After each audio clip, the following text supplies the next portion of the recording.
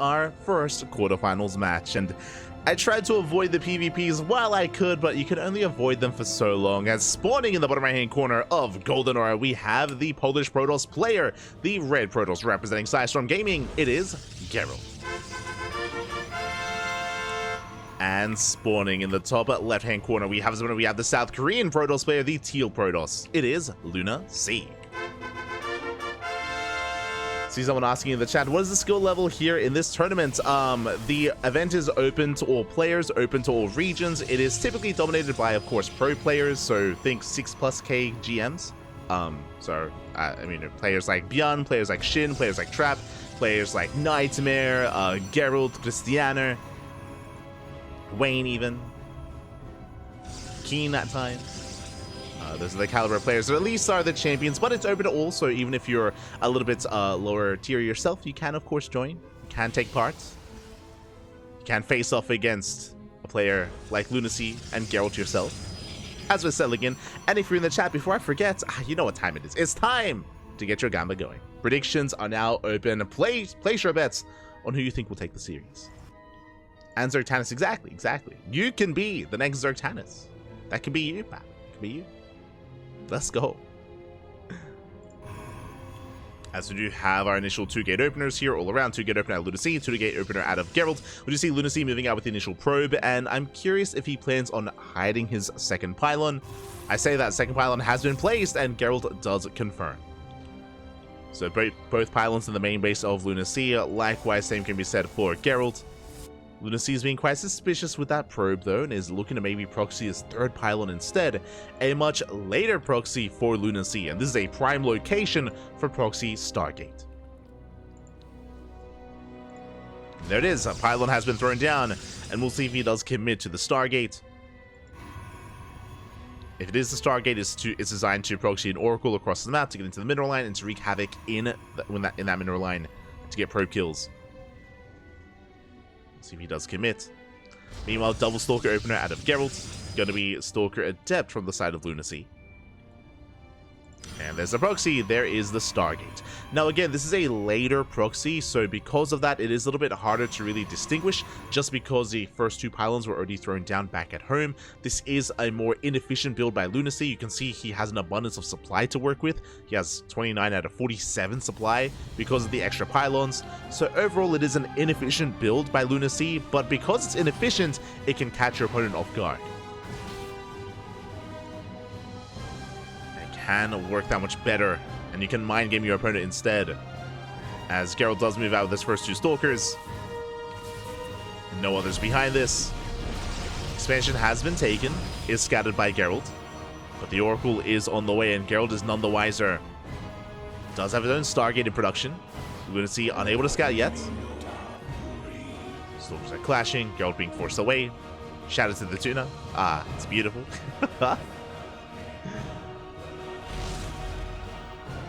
And as long as LunaSea can distract and try to keep these Stalkers busy, I mean, the Oracle can have free reign. The Oracle can get a lot done. Backup pylon in the main, safety shield battery on the low ground. Adept is going to be threatening a shade. Again, ideally keeping the attention of Gerald here at the natural. It does distract the Stalkers, does drag them down. As Stalkers come down, the Oracle moves in. It does hit the main, no shield battery, no Stalkers in position. It's going to be 3, 4... 5 probes going down. Does take some hits. Gets a 6 worker towards the end. Adept shades into the main.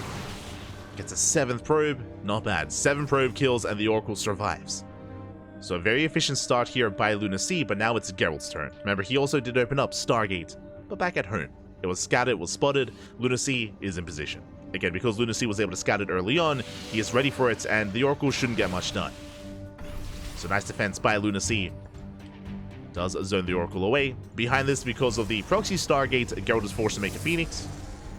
Will be hunting down the Oracle of Luna. Meanwhile, Gerald, he still has his Oracle alive, can still pose a threat. Will rotate towards the natural. Will pivot away, and as we settle into a longer game state here, LunaSea does have the slight economic advantage. And now we see our players kind of divert from here. Because it was the initial Stargate, we have a Robo follow-up. Gerald, he's going to be embracing a more robust, a more immortal-heavy composition. Meanwhile, LunaSea rushing into faster Blink. The way this works here is that LunaSea will have a more mobile army, can try to dip in, can try to threaten a Blink into the main, can threaten the third base, can pick away at the units and try to out-control and out-position Gerald. Meanwhile, in a head-on fight with a heavier immortal count, I would kind of favor Gerald in a head-to-head battle, assuming he continues immortals.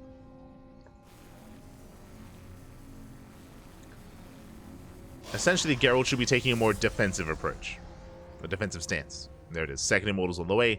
Twilight Council is now done. Blink is now finishing up for LunaSea. And Blink will also give LunaSea map control. With that control, he should be expanding. There we go. Third base is now being taken. The same can be said for Gerald. Oh, he was in the midst of expanding. Was delayed. But third bases should be on the horizon here. LunaSea does run out of proxy gateway. He's got 3 gates back at home. A 4th gateway across the map. Should still expand. Oh, there we go.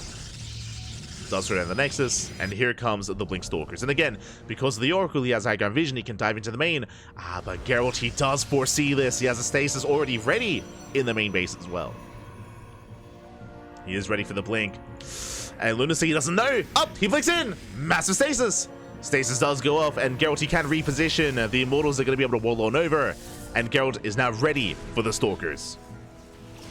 Again, Gerald, his army is so much slower here to respond. Base out the stasis.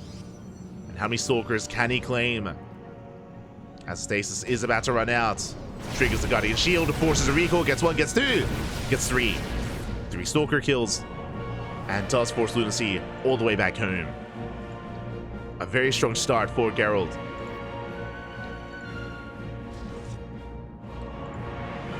Shuts down the Stalkers. Just chip away at the overall Stalker counts. We can see LunaSea now rotating, moving towards the third. Likewise, Shield Battery's almost done, and Gerald is in position. He's more or less ready for this. See LunaSea trying to snipe those sentries. Oh. And doesn't quite get them. LunaSea getting forced back. Meanwhile, the Immortal count is building up. I say the Immortal count, Gerald taking a bit of a risk here. He did rush into a faster bay. He's rushing into Disruptors. So very fast Disruptor production here from Gerald. Meanwhile, Immortal gets caught out. Oh, nice catch. But the Immortal does survive. So the Stalkers, they dive into the main base. They're going for the pylons. They get 1. They should get both. They should. And the pylon will fall. Depowers the gates. LunaSea does get away. At the same time, Adept takes shade into the third. They get 3 probe kills, denying mining time at the third base. LunaSea taking an economic lead. But again, he cannot fight head-on. Has to blink away. And the first Disruptor has arrived. So LunaSea bleeds out another Stalker. Behind this, taking a 4th. Trying to maintain that economic edge. And LunaSea, I believe he did scout the bay. At least he saw the Disruptor. And LunaSea has to make his own decision here. Does he go into Phoenixes, into Phoenix production? Does he go into his own Disruptors? If he does, I mean, Gerald, we saw this in the previous weeks of STC. Gerald, he does often try to cut corners, rush into Disruptors, and get away with it. So far, he is. Oh, nice target firing, though. Gets 1. 1 Disruptor goes down. Never goes up. Up! Doesn't quite connect. Second Disruptor falls. Very valuable pickups here from LunaSea. Gets the pylons once again. Gets 1. Gets 2. Up! Oh, barely not. Just the 1. As force fields by, Gerald locking down the Stalkers. Oh my god. Punishes the recall so hard at the same time. Probes were going down. Yeah, Depteras here with the natural. Getting 7 probe kills, 8 probe kills even. Now, on the one hand, LunaSea is getting damage, right? He was able to snipe 2 Disruptors. He was able to get 8 probes. He was able to depower the gateways for a moment, for a time. Alright, this is damage, but it's also coming at a cost. LunaSea, he's lost 20 Stalkers already. Oof, doesn't get the Immortal. And Gerald out-positioning LunaSea. Takes down the Stalkers. And once again, expensive losses for the Teal Protoss. He is up in expansion. He does have the greater economy, so he can afford some of these losses, but not necessarily all of them. And on top of that, he's still stuck on pure Blink Stalker. Now, we saw the robot earlier, but there's still no Bay. So LunaSea is not getting into his own disruptors. That means that I still do favor Gerald as the game progresses, as he's building up that disruptor count, making 2 disruptors at a time. And we haven't seen the disruptors pop off yet, but they have the potential to.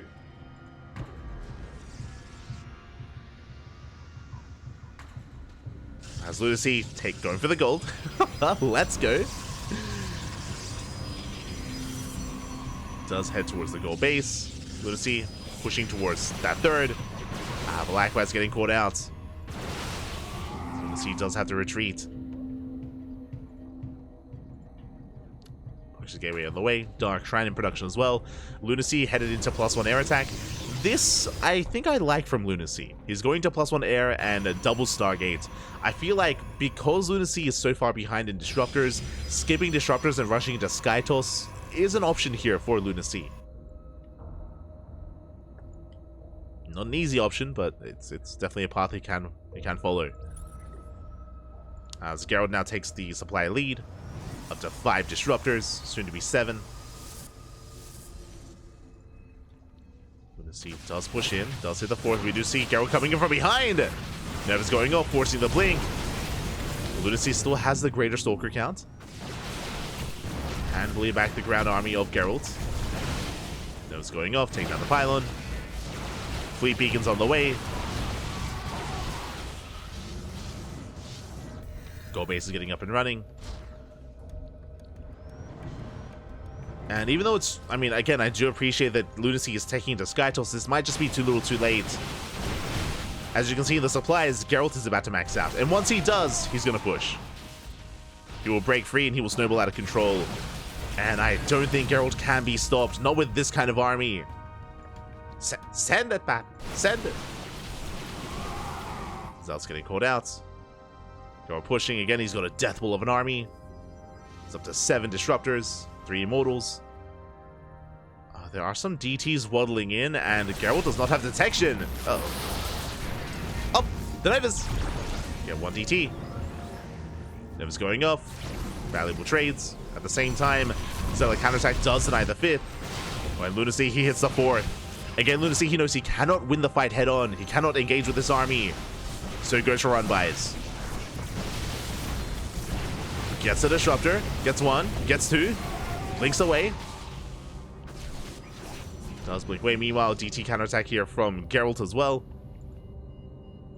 Does hit the gold. Forcing LunaSea to evacuate. And carrier production has begun. That's what's important here, is that LunaSea, he denied the 5th base. He forced a recall. LunaSea, he's keeping this death blow of an army pinned back at home. And LunaSea is getting away with carriers. And disruptors, they do not shoot up. Neither do immortals. So again, carriers are the answer, and I was concerned that LunaSea was going to die before he got to carriers, but they're here.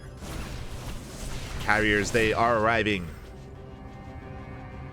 He just needs a little bit more time. Meanwhile, Geralt throws out his own fleet beacon. He's thinking of his own Skytoss. No cannon in position. DTs, they hit the Nexus.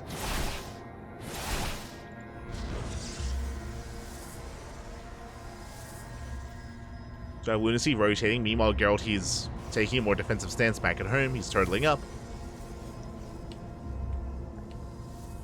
Does with the army. Pulls back.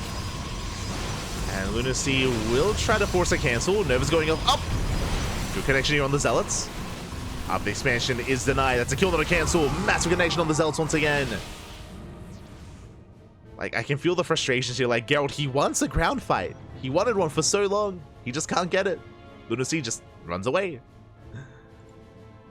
Does pivot away. Did get a kill on that Nexus. And the carriers. We're up to now 5 carriers. Soon to be 6 and soon to be 7. The carrier count just getting higher and higher. The fleet beacon is done for Geralt, but he has not started any kind of Skytoss. Not yet.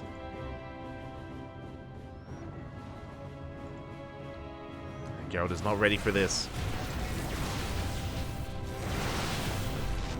He does rotate. LunaSea bleeding out some more Stalkers.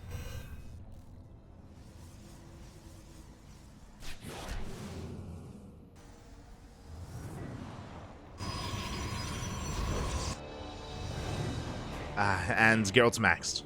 Gerald, he's maxed out. He's got a mothership on the way. That's how he's making use of the fleet beacon. Now we get the Stargates on the way, but I think this might just be too late. LunaSea is about to reach his final form. And LunaSea now suddenly has a big advantage. The turns have tabled. And the carrier army, we're ready for it. We're up to 6. So we're up to 7. Soon to be 10 carriers. But are we waiting too long here? That is the question. I feel like we can send it. We don't need to wait for 10. It's a bit overkill.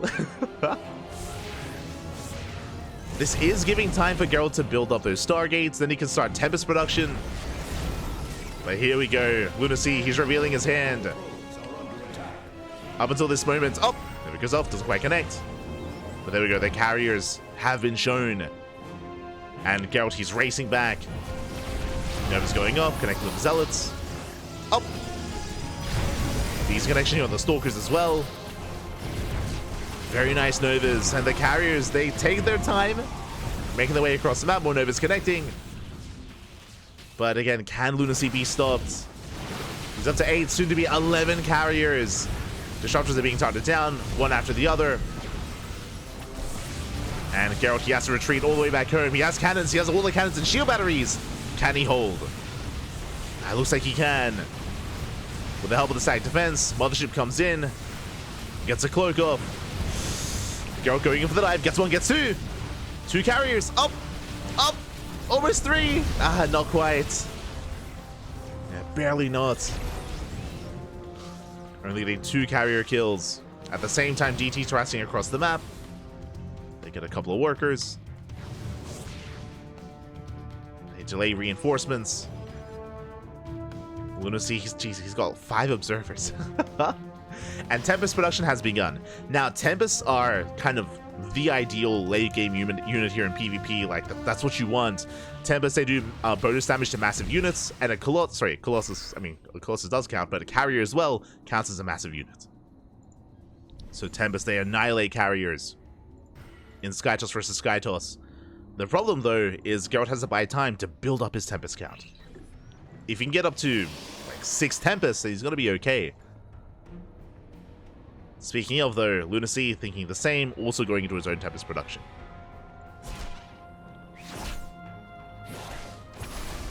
So Skytoss is underway. LunaSea had momentum, but as we saw, he did not break the expansion. He did not get the base. So Gerald, he still was able to maintain himself. Getting another expansion. 6 base versus 6 base. I mean, LunaSea still has a faster sig, but has been more wasteful with his army.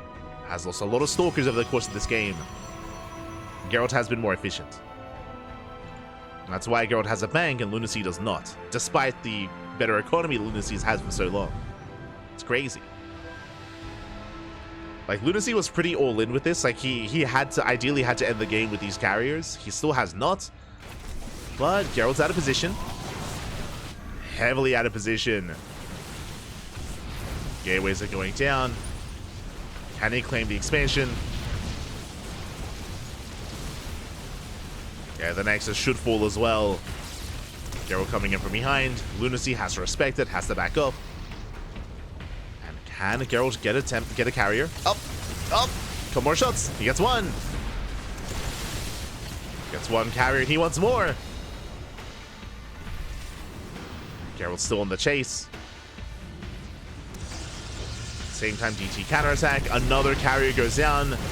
And another. It's that 3 carriers falling. And once again, very efficient trades by Gerald. You can see the Tempest just bully back the carriers. Carriers, they just cannot touch this kind of army. Next is gonna fall. LunaSea making another carrier instead of Tempest. A bit of an odd choice. He's only got a handful of Tempest. LunaSea moving out. He's on 4 Tempest. Oh. Does try to target that down. Never so can connect. But Gerald did get the revelation. Again, Oracles, they play such an important part in this PvP. Just because, of course, Tempest they can shoot further they can see. So revelations are that much more important. Help support the Tempest. Ooh, speaking of, a massive pickup. Another carrier falls. Just every time Gerald pokes in, he gets 1, 2, 3 carriers.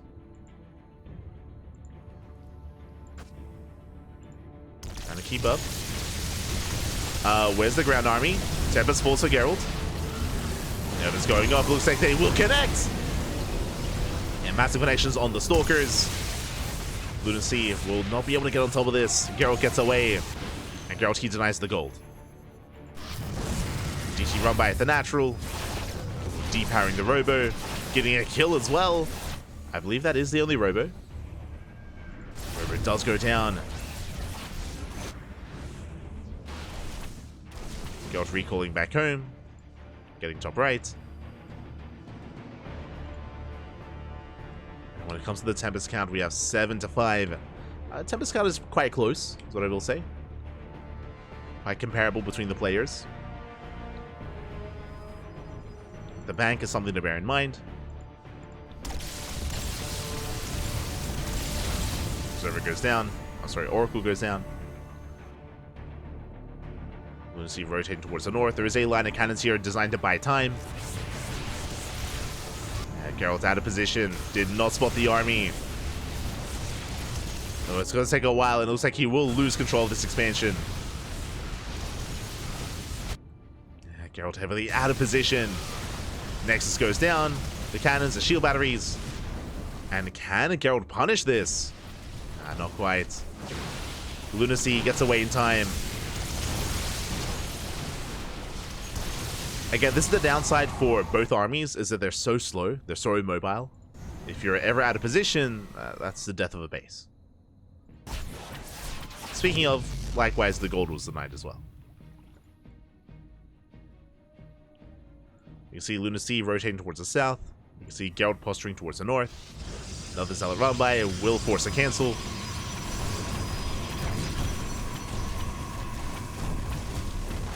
Ooh, yeah, that was a cancel. Meanwhile, Gerald is keeping up with at least the main army. May not be backing off. Double Robo on the way for LunaSea.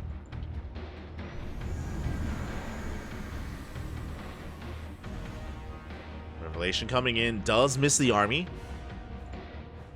For now, at least.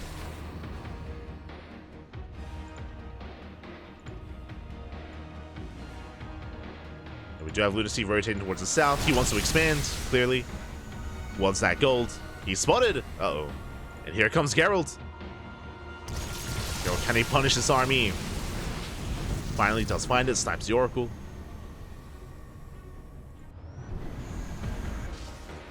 Gerald this time is keeping up.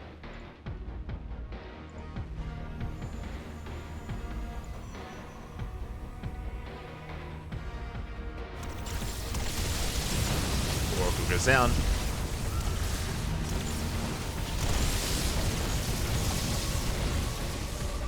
The Tempest shots are brutal. No, he wants one. Ooh. Gets a Tempest. Gerald gets the mothership as well. Minus 300, minus 300. Oh my god, and the carrier. 3 for 1. So nice pickups. 3 for 2 even. LunaSea lost a carrier, a Tempest, and a mothership. Meanwhile, Gerald lost 2 carriers. Sorry, 2 Tempest. But he's rebuilding, remaxing with more Tempest. LunaSea still on a lower Tempest count. That I'm still not so sure of. He is taking bottom left, and Gerald he did not deny. Uh-oh. He didn't deny the gold. And LunaSea will be able to deny the northern expansion. At least he's trying to.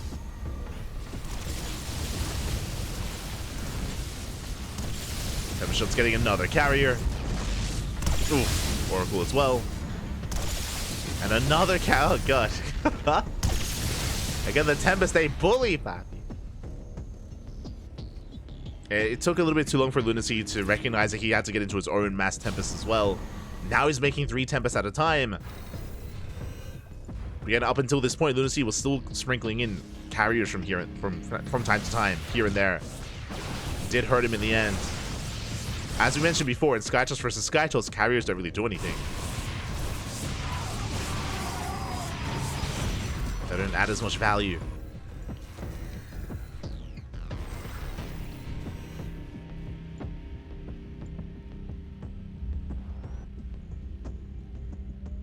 LunaSea does rotate. Now, at least LunaSea does have the gold. He claims the gold for himself. A very valuable expansion. So LunaSea can catch up when it comes to the bank. At the same time, Gerald's still now taking top right. LunaSea double expanding. Bold move. Bold move by LunaSea. Because he's taking this expansion, he does need to claim this Nexus as well. Just to give himself some breathing room. He has arrived. Gerald's forced to rotate, forced to respond.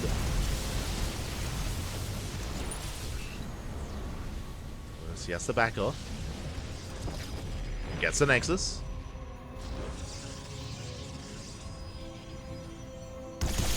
Coming in up. Getting another carrier.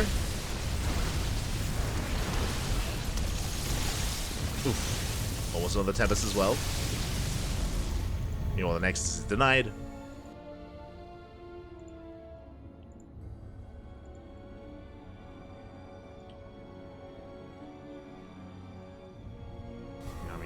Has to get out. Has to pull away.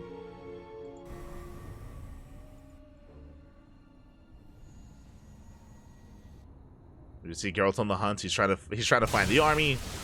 LunaSea going to top right. We do have the recall. Army does recall over. Geralt in position, coming in for the surround. He's coming in for a flank, and he's forcing LunaSea back and taking more shots.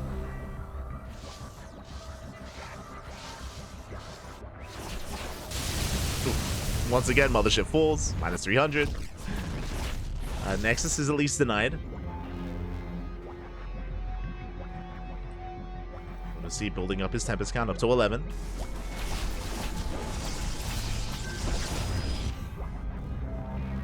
Gas is being denied as well.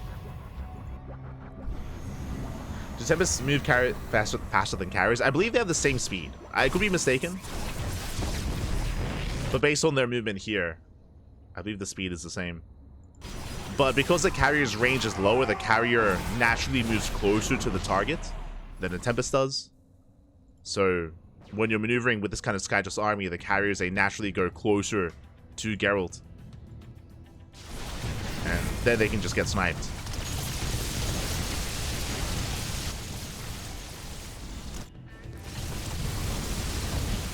But we can double check. Now, LunaSea backing up.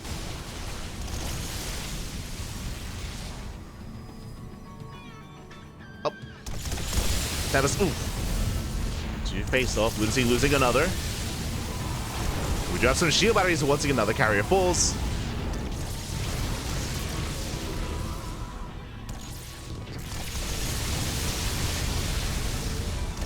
Should be a cancel. Ooh, that was a kill. And LunaSea going to be recalling towards the north instead. Bold move. Rushing towards top right. Recall is currently not available for Geralt, so what does he go for? Does he respond? Does he bait? Oh, he does have the recall! The Mothership recall! Mothership was in position! Let's go!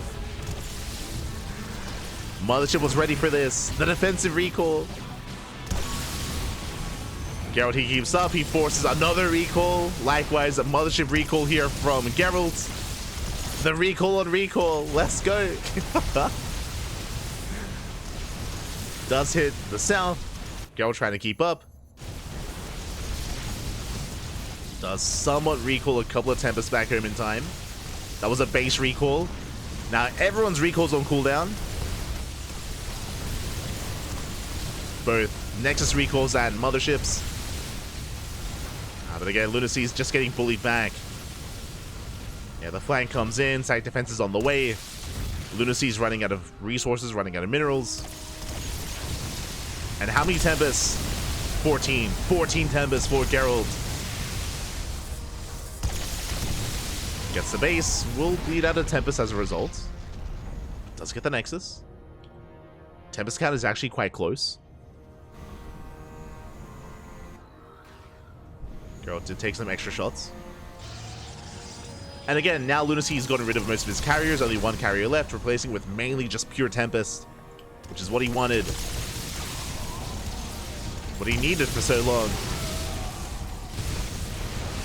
But as LunaSea's distracted by the DTs, Gerald comes in. Ooh. Leading out a free Tempest. Again, these DTs are just buying so much time. They get eyes on the rotation. Gerald, he sees, he knows. Still just cleaning this up. Does he have recall? He does not. Yeah, Gerald, he's forced to respond. At least he cleans up the cannons and shield batteries. Once again, you can see Gerald trying to come in from behind. Nexus is sniped.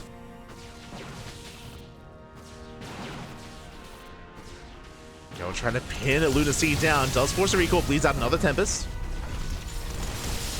Ooh, and another. And another! Oh, 3 Tempests go down! And brutal losses for LunaSea. Boys being pulled away. Gerald, he can just keep going. And LunaSea is just getting picked apart. Another Tempest falling. Oof. That's what, 4 Tempests going down, and the final carrier. LunaSea is he's being forced to respond. He recalled earlier, he doesn't quite know where to go.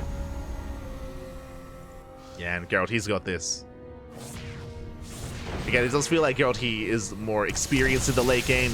Gerald, he was so quick to rush into fast disruptors and then rush into Tempest as a response.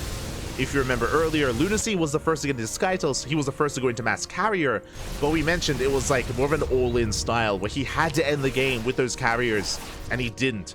And as the Tempest count got higher, LunaSea's army became that much less effective.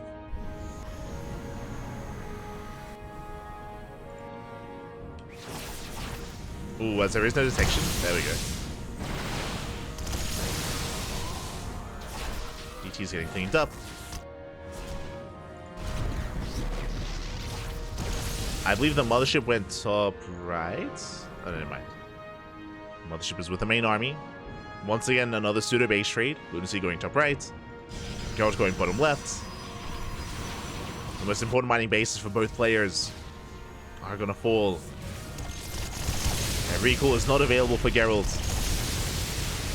Trading a base for a base.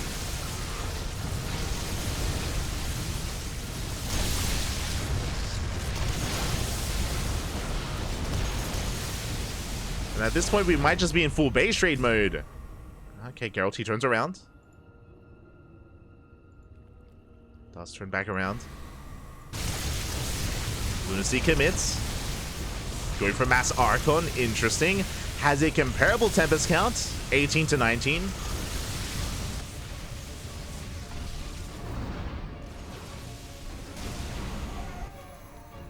You see LunaSea recall away. Does recall to the main, interesting. Revelation does show that. You know, Gerald's expanding towards the south.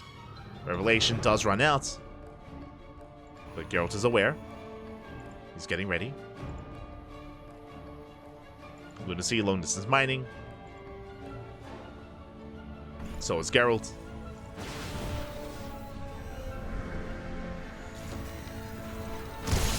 Does catch 2 free Archons. Not bad. The main army is revealed to LunaSea. Meanwhile, once again, forced to respond to these Stalkers.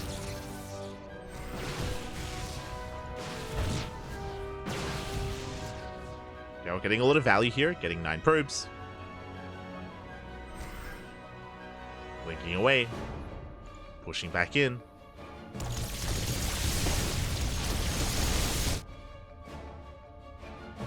And again, I feel like a base trade is the best chance for LunaSea. He's taking top right. Lose the gold. Tempest hitting the third. Gerald forced to respond.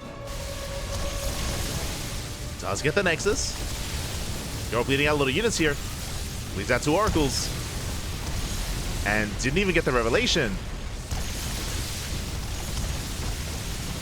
More cannons being cleaned up, more shield batteries. Gerald, he does catch a Tempest. There's another recall. It does recall to the mothership behind the main army, going for the fresh mining base. LunaSea, he's popping up. Going for the Nexus. Nexus is going to go down. Again, just outmaneuvering Gerald. But can LunaSea get away? That was the mothership recall that he just used. Oof. Oh god. But he's taking so many Tempest shots to the face. Again, he cannot fight head on. LunaSea backing up. Down to 13 Tempest. Oh, he cannot take this fight. Not like this. Gets the mothership at least. Nerv's gonna hit with the Archons. Archons go down. Oh, and LunaSea, his Tempest counter just crumbles. Again, he was avoiding the main fight for so long, he can't take it.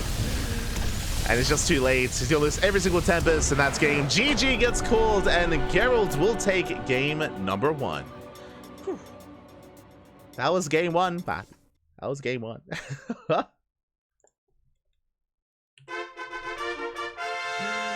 GG, well played. Gerald will take it again. Gerald did feel like he had just a better understanding about where the game was headed. He was very late game oriented, referring to the initial rush into disruptors and then the response into mass tempest. As we mentioned before, LunaSea definitely had his own moments and he had his own momentum, and the strongest part I feel for LunaSea was when he reached, if you remember, he had, I want to say 10 or 11 carriers. Remember, he built up, he successfully hid and built up towards 10 carriers, and then he moved out for a massive counterattack, and he had to end the game. It felt like he had to end the game then and there, and he didn't. Gerald was able to buy some time. He was able to pull off a defense with his stack defense, with his cannons, with his shield batteries, and then Gerald was able to build up his own Tempest count. And we saw that as Gerald was building up Tempest, LunaSea was still stuck on carrier. He was building more and more carriers behind it for a little bit too long.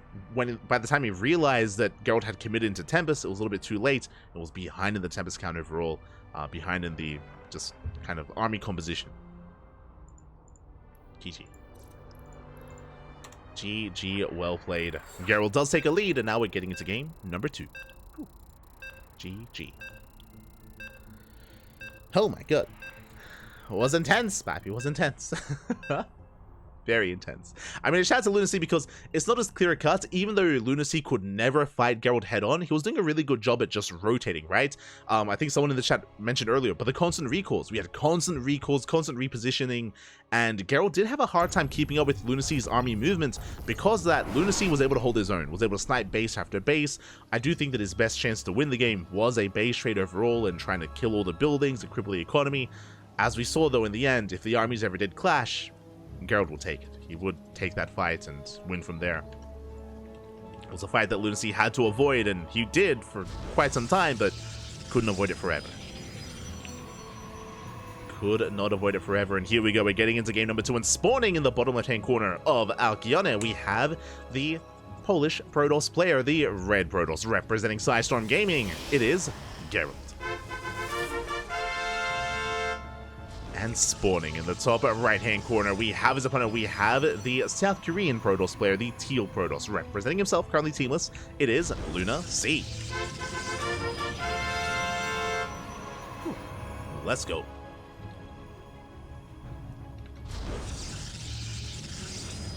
Getting into game 2.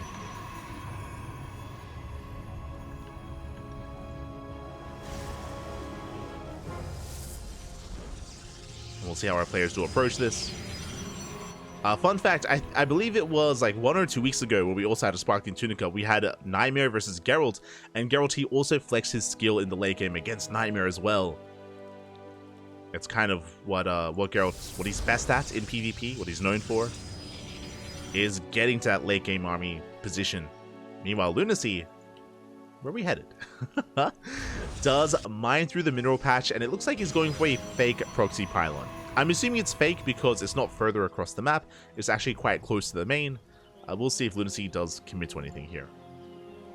As Gerald scouts, and Gerald, he confirms the second pylon is missing.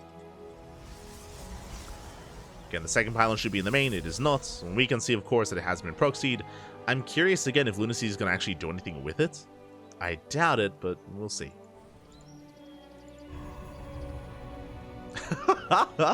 As Gerald, he does lock down 2 of those probes. This is Gerald's pylon, by the way, and you can see here these 2 workers are pinned in between. Oh, he lets it finish. There are 2 probes that are stuck here between the pylon and the minerals. They have been just locked down. And Gerald being as annoying as possible, even tasing away at the probes. Meanwhile, LunaSea, ooh, proxy Twilight Council. You don't proxy a Twilight Council unless you mean to make use of it, and I'm feeling DTs. I'm feeling a Dark Shrine. Meanwhile, Stalkers have arrived. They'll break those probes free. They just want to mine, man. They just want to mine. There we go. The workers have been set free, and they'll eventually get back to work. Eventually. Meanwhile, ooh, my apologies. I assumed it was going to be a Dark Shrine, but no, Blink is indeed on the way. And how many gateways? We have 2 gateways back at home. We have the ninja base. that was not meant to happen. Let's go. Okay, LunaSea. I mean, he is a lunatic. True. He is LunaSea. Makes sense. But this is out of left field. Now, when I saw the proxy Twilight Council, I assumed 1 base all in. I assumed like 1 base 4 gate all in with like a proxy 4th gateway. The gold was not an option, and I don't know how this plays out. Like, this is going to be a very, very difficult base to maintain. Very difficult.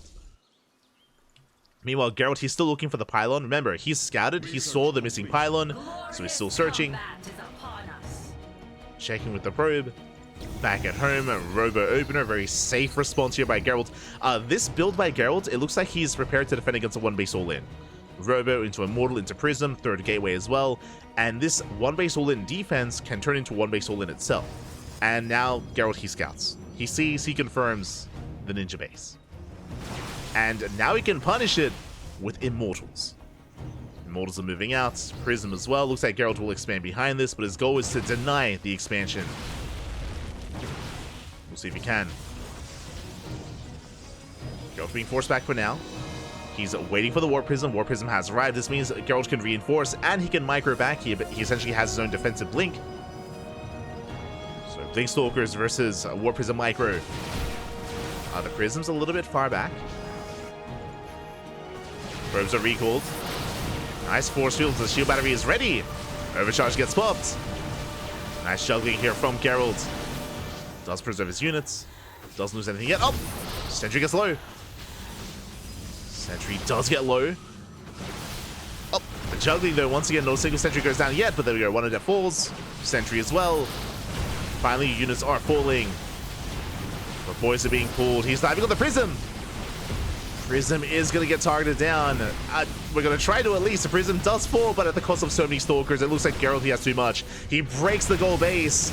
Takes out every single Stalker. GG gets called, and Gerald takes the 2-0. What the hell did we just watch? what was this build? GG. GG, well played. I've never seen a player at this level go for the ninja goal base like that before. And I hope I never see it again. Regardless, GG, congratulations. Gerald will take the 2-0 after a very intense game 1 and a very chaotic game number 2. But a shout out to LunaSea. Shout out to LunaSea for making the series what it was. Again, game 1 was a blast. Game 2 was, again, a lot more creative, is what I will say. A lot more creative and very interesting as well.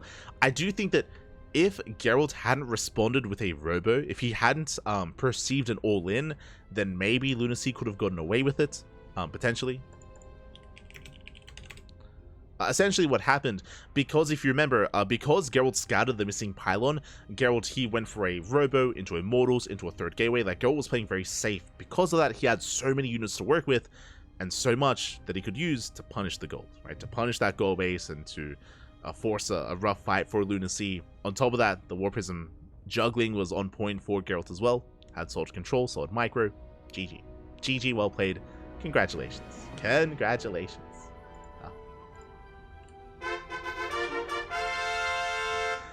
And with that, Geralt will advance on to the semis. 2